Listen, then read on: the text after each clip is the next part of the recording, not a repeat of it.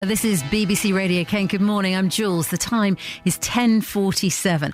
I'm interested this morning in people who've gone from fat to fit. And the reason I'm interested is the photograph of this guy referred to in the Daily Mirror today as couched potato.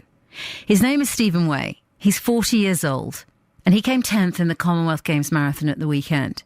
But 6 years ago, he used to weigh 16 stone. He said he really enjoyed eating kebabs too often and he smoked 20 fags a day. We think this is an extraordinary turnaround and we wonder how safe and easy it is if you've got overweight, you've got a bit lazy, you're eating the wrong things and you're smoking to completely change your life. Luke Thompson is a trainer at the gym in Tunbridge Wells. Luke, are you as struck by this man's story as we have been? Yeah, I'm very, very impressed, quite amazed. I know it's possible for it to happen because I see it and work with it, but it's quite rare for it to happen. And especially to happen at top level sport. Yeah. So maybe people can lose the weight in quite a long time, but it's quite rare, especially slightly older in life. It's not like he was started running when he was 10 or anything like that. So it's very rare. You're saying that there is an underreported part to this story, and that is that he had done a marathon when he was younger. Yeah, I did see somewhere earlier, or at some point, he did do a marathon earlier on when he was a bit heavier and a bit slower.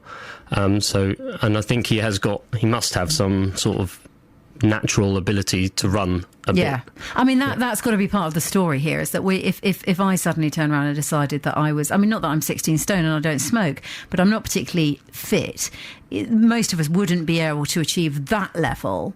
So there's something in him that makes him naturally able in that particular sport, presumably. Yeah, probably. Yeah. I mean, we'll never know. We can't find out, but probably. But also, he's probably has a natural desire. He really wants something, and that's a big part of it.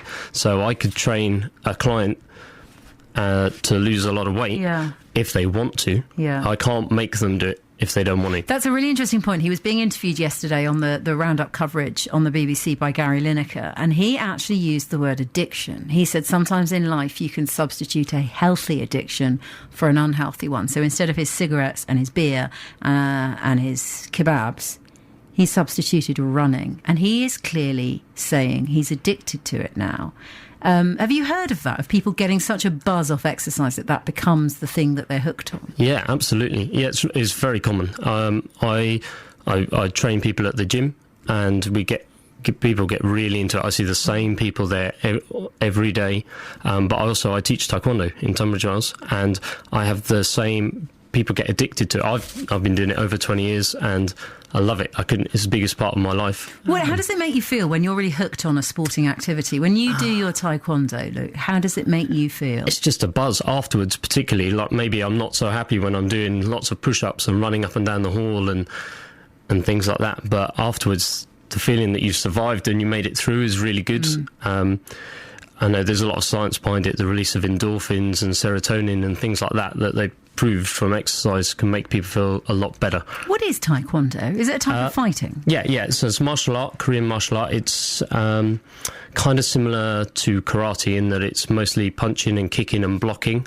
It's not really quite like judo or jiu-jitsu, where you're sort of grappling more, although there is an element, so it's unarmed self-defence.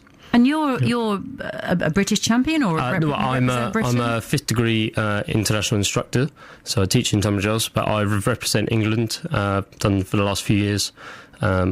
Competed in World Championships and European Championships. So you've taken your sport to the highest possible level. So in a way, you know how Stephen Way feels about that. When you represent your country at a sport, that must be an extraordinary level of pride. That must make you feel that you've really achieved something. Absolutely. One of the proudest moments of my life. I've only medalled in team events, so like part of a 5-man team competing in things, but standing on that podium and having the England flag above me was a fantastic feeling. And to go from it. And there are people in the team who are natural athletes, and you don't consider yourself to be a natural athlete? No. I would say I work really hard to get where I am. Okay. But for me, I think natural athletes are people like the top sports people you can think of, like Jessica Ennis. Yeah, Jessica Ennis, Roger Federer, people like that who can win again and again and again.